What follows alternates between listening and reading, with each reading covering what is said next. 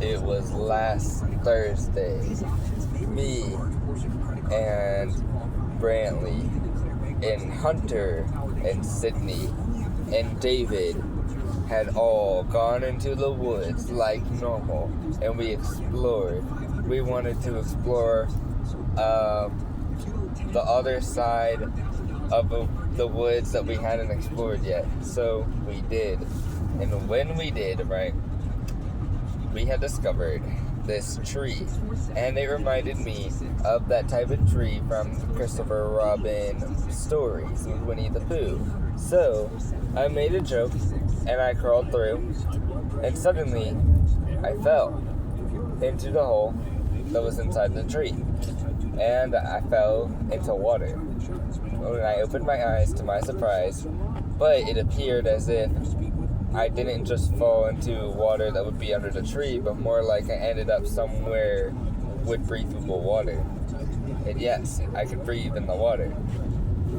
I swam back up, but when I did, the layout of the tree on the inside was completely different. And I used roots to climb up, but when I did, it was a completely different location, a different tree, and my friends were gone. And then suddenly I heard rustling in the leaves nearby, and I didn't know what to do. Should I try going back the same way I just entered to whatever place this was? Should I just stand there and do nothing? Or should I just try to see what was in the bush? Me, being the smart person I am, grabbed a giant stick as a weapon and chose to go to the bush to see what it was. So, the bush wasn't a little bush either. It was a large bush. And as I began to open the bush, suddenly a rabbit jumped out and kicked me in the face. But it didn't hurt because it was a little rabbit. So then there was the sound of running. And as I looked into the bush more, suddenly the other side of the bush opened up and this blue cat thing ran into me while being chased by something. I got pushed back. I looked, and to my surprise, it was Shadowcat. I gotta think of for a moment. Let's see. Alright. Shadow said sorry, and then he tried to help me back up. I snatched my arm back and asked what he was. He said that he was a cat. It was obvious. I asked why he was running. He said for fun. And I asked where I was. He said the woods. So I asked which woods. And he said Ridgewoods. And I asked where Ridgewoods was. And he said that it is the entire continent.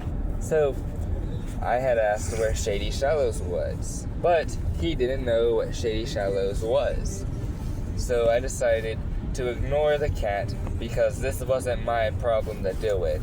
So I chose to go back to the tree, and I jumped down into the water, went back up, and to what I would have expected, I was back in the original location. And right as I started using the roots to crawl back up the tree, suddenly Brantley jumped down from the top, landed on me, and knocked us both down into the water. And then I looked through the water while I was with blurry vision after getting hit in the head by Brantley. And Brantley was panicking now that he saw we were surrounded by water as well, see-through water. I started breathing more, and then Brantley was shocked. So he started breathing. We both realized we both could breathe through the water. So I carried him back up. We were back in Shadowcat's world. Or that's what I call it.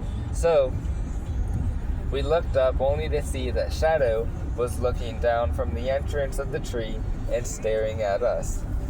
And then I chose to climb back up, and Brantley followed. And then that's where I'm ending it. I don't know where to continue. Okay, Ricky, your turn for a story. I don't know. I don't have any stories.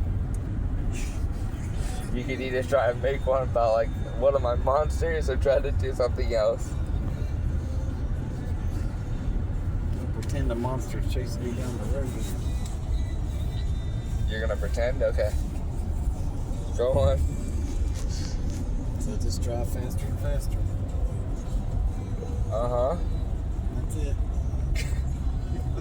That's not a good story. That's interesting. What kind of interesting story would that be?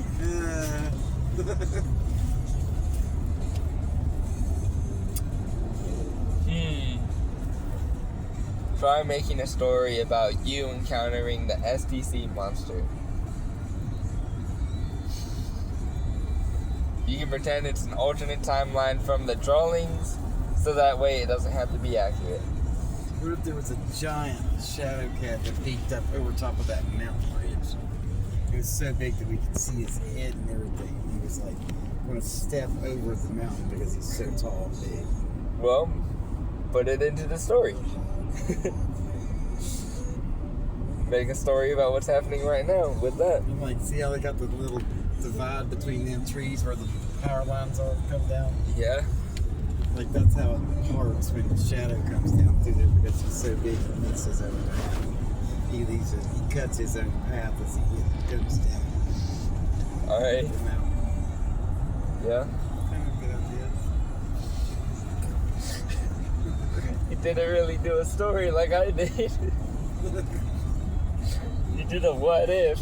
We're supposed to be making a story that'd be interesting. At least mine was 2 minutes long, Ricky. I made a short, poorly made story, but it was 2 minutes.